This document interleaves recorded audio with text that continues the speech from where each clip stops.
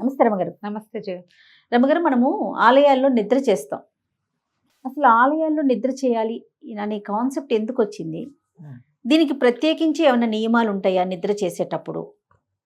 ఈ ఆలోచన అసలు ఎందుకు వచ్చిందంటే దానికి ఏమైనా కథ అలాంటిది ఏదైనా ఉందా అని నా ప్రశ్న. కథ అయితే కనపడదు కానీ జయ, దైవ సన్నిధిలో నిద్రించటం, దైవ రక్షణలో నిద్రించటం. మామూలుగా నిద్రించాలి అంటే ఎట్లా ఉండాలి? దేవాలయం ఉండి రామీ సిల్క్స్ స్వచ్ఛమైన మన దేశ పట్టుతో సాంప్రదాయానికి అనుగుణంగా మన రామీ సిల్క్స్. ధ్వజస్తంభం, ఆ ధ్వజస్తంభపు పరగణ లోపలే ఉంటే మనం ఏంటో పవర్ హౌస్లో పడుకున్నట్టు. భూత ప్రేత పిశాచాది బాధలున్నవాళ్ళు, జాతకంలో ఏవైనా దోషాలు ఉన్నవాళ్ళు, ఇంట్లో ఏదైనా పితృకార్యం చేసి ఇతరత్ర పెళ్ళిళ్ళకి వాటికి వీటికి అటెండ్ చేయాల్సి వస్తుంది, పెళ్ళిళ్ళకి వెళ్ళాల్సి వస్తుంది, స్నేహితుల దగ్గరికి వెళ్ళాల్సి వస్తారు, వేరే ఇళ్ళకి వెళ్ళాల్సి వస్తారు.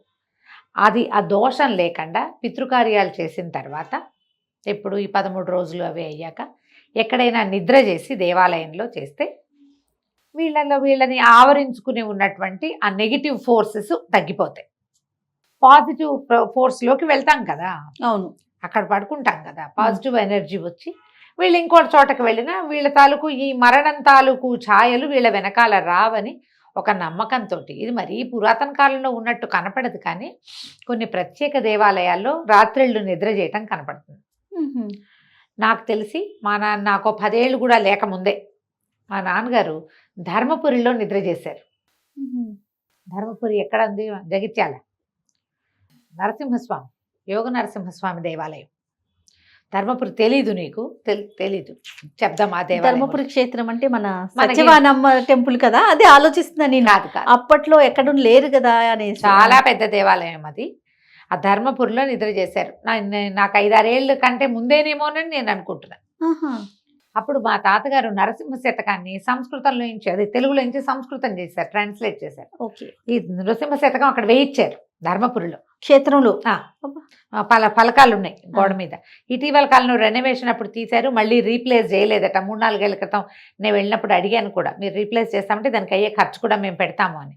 వాళ్ళ ఈవో గారు దొరకలేదు, ఇంకోళ్ళు ఎవరో మాట్లాడారు. మళ్ళీ వెళ్ళినప్పుడు చూడాలి ఏం చేశారు. ఓకే. నృసింహ శతకాన్ని సంస్కృతంలోకి రాశారు తాతగారు. అయితే ఈ ధర్మపురి నరసింహస్వామి మీద రాయబడింది అనమాట అది. ఆయన నిద్ర చేయటం నాకు తెలుసు. తర్వాత కాలంలో నేను ఎక్కడెక్కడ విన్నానంటే జొన్నవాడ కామాక్షి దేవాలయంలో వాళ్ళు మనకి పడుకోవటానికి వెసులుబాటు దేవస్థానం వాళ్లే కల్పించే అవకాశాలు కూడా కొన్ని చోట్ల కనపడతాయి. ఓకే. ఆ మండపానికి, దేవాలయ మండపం ఏదైతే ఉందో చుట్టూతా పెద్ద పెద్ద శాలలాగా ఉంది. దేవాలయ అంతర్భాగమే అది కూడా. అవి పెద్దవి తాళాలు వేసేస్తారు, లోపలికి వెళ్ళటానికి అన్ని తాళాలు వేసి ఈ గట్ల మీద జనాలు పడుకుంటారు. బాసరలో కూడా అలా పడుకునే అవకాశం ఉంది. కొన్ని దేవాలయాల్లో ఇలాగా భక్తులు నిద్రించడానికి అవకాశం ఉండేటువంటి దేవాలయాలు ఎక్కువగా మనకి అమ్మవార్ల దేవాలయాల్లో కనపడతాయి. మామూలుగా మనకి ఏదైనా గ్రహ బాధలు, గ్రహ దోషాలు, తర్వాత ఇళ్లల్లో రకరకాల ఈతి బాధలు ఇలా ఉన్నవాళ్ళు మొక్కుకుంటారు కూడా, నిద్ర చేస్తాము అని. పూజ చేసి నిద్రించటం. పిల్లలకి పెళ్ళిళ్ళు కావట్లేదు, పెళ్ళైన పిల్లలకి పిల్లలు కావటం లేదు, అత్తమామలతో తగాదాలని, ఆస్తులు తగాదాల్లో ఇరుక్కుపోయిన వాళ్ళు, ఇలాంటి వాళ్ళు మొక్కుకుని కూడా నిద్ర చేయవచ్చు. ప్రత్యేకంగా భక్తులకి అవకాశం ఇచ్చే దేవాలయ సముదాయాలు కొన్ని ఉంటే, అవకాశం లేకపోయినా వీళ్ళు ఏదైనా మనం అడిగితే అవకాశం ఉంటే, ఇప్పుడు మనం తిరుమలకి వెళ్తాం, నిద్ర చేయాలనుకుంటాం కదా కొండ మీద. అవును అవును. కిందకి వచ్చి పడుకోవచ్చు, మన కింద కూడా రూములు దొరుకుతాయి, కింద ఫ్రీగా కూడా దొరుకుతాయి. కానీ మనం ఏమనుకుంటే కొండ మీద పడుకోవాలి, పై కొండలో. తిరుమల కొండ మీద నిద్ర చేయటం. కొన్ని దేవాలయాల్లో అసలు కొండ మీద ఎవరు ఉండరు, సాయంకాలం అయ్యేసరికి తాళాలు వేసి కిందకి వచ్చేస్తారు. నరసింహస్వామి దేవాలయాలు అట్లా ఉంటాయి, మొత్తం దిగేస్తారు కొండ. ఎందుకంటే అక్కడ స్వామి సంచరిస్తాడని, ఆయన్ని గౌరవించడం కోసం అక్కడ ఎవ్వరూ ఉండకూడదు. మంగళగిరి లాంటి చోట 3కో 4కో అయిపోతుంది, వచ్చేస్తారు. స్వామి సంచారం ఉంది అక్కడ. మల్లూరు నరసింహస్వామి దేవాలయాల్లో ప్రత్యేకంగా కనపడుతుంది. అలా ఉన్న వాటిలో కాకుండా ఇంకా ఎక్కడైనా అవకాశం ఉంటే నిద్ర చేయొచ్చు. దీనివల్ల ఏమవుతుంది? మానసికమైన ప్రశాంతత వస్తుంది. మన భారాన్ని పూర్తిగా భగవంతుడి మీదకి వదిలిపెట్టినటువంటి అపారమైన నమ్మకం కలుగుతుంది. ముందు మనకి మనం నమ్మాలి కదా, అంతే, నమ్మకంతోనే కదా. ఇప్పుడు పడుకోవడానికి అవకాశం లభించింది, ప్రశాంతంగా పడుకున్నావు, లోపల పడుకుంటే నీకు చాలా బాగుంది, మంచి కళ్ళు వచ్చాయి, లేదా ఏ కళ్ళు లేకుండా గాఢమైన నిద్ర పట్టింది, లేచాక నీ పరిస్థితులు ఏవో చక్కబడ్డట్టు నీకు అనిపించింది, నువ్వు ఇంకోసారి వెళ్తావా వెళ్ళవా? 100% వెళ్తామండి. కదా. O positive force. మామూలుగా మనకి నెగిటివ్ ఫోర్సెస్ ఉంటాయి, మనని నెట్టేస్తూ ఉంటాయి, అవును.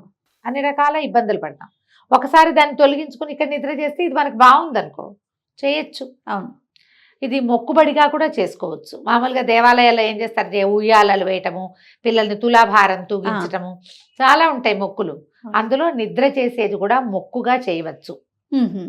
కొంచెం అవకాశం చూసుకోవాలి. మరి పిల్లలు పసిపిల్లలు కాకూడదు, గర్భవతులు, పెద్దవాళ్ళు, కింద పడుకోలేని వాళ్ళు, ఇలాంటి పిల్లలు. మేము జొన్నవాడ వెళ్ళినప్పుడు నా ఫ్రెండ్ వచ్చింది కెనడా నుంచి. తను బహుశా గాలికి అది లేకపోతే పడుకోలేదని అనిపించింది మాకు, లేకపోతే నిద్ర చేయాలన్న ఊహ చేసాం మేము. కొంచెం తను ఉండలేదేమో, కాస్త ఎండగానే ఫిబ్రవరి మార్చిలో మేము వెళ్ళింది, వేడిగా ఉంది.